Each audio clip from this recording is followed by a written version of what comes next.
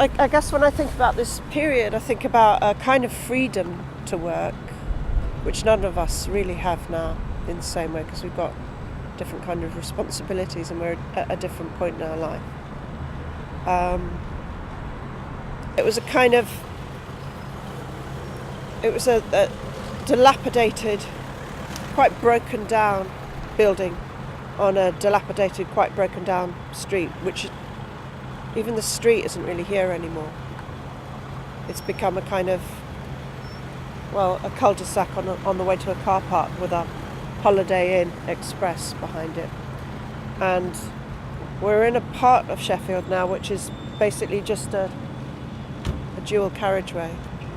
We come down here for very long days. That was perhaps a marked difference to our work then and our work now.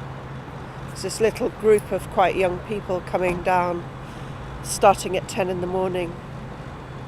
I think when we first started working here, our approach to rehearsals was to have much more of a plan. So we'd have a list of things that we were trying to do that day. We don't really bother with the lists anymore. Let the Water was made in 1986.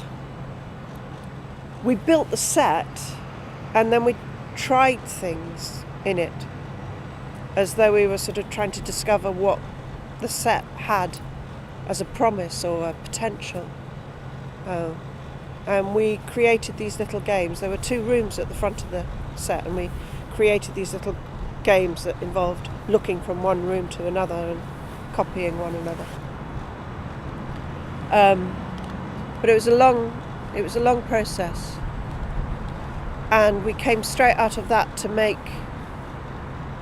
the next show, which was called 200% and Bloody Thirsty. And we tried to build another kind of quite complicated set, which was a house inside the rehearsal room.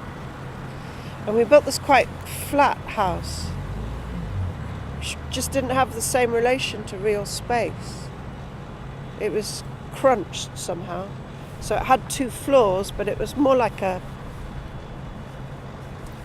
was shallow. It was more like a kind of doll's house. So where the set for Let the Water had been about repeating the real space around us, this was more stylized, more abstracted.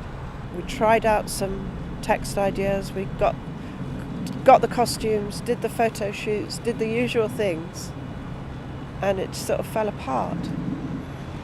And we couldn't really get anything that we were happy with to work in time. So we took 3 months off, and we all moved away from this building for 3 months. People got jobs, really strange jobs. I think Robin became a roofer. And then we came back and we regrouped and we chucked out that old set for 200%, which was the house, and we started again with a metal framework and jumble sale clothes. And second time round we made a really successful show with 200%.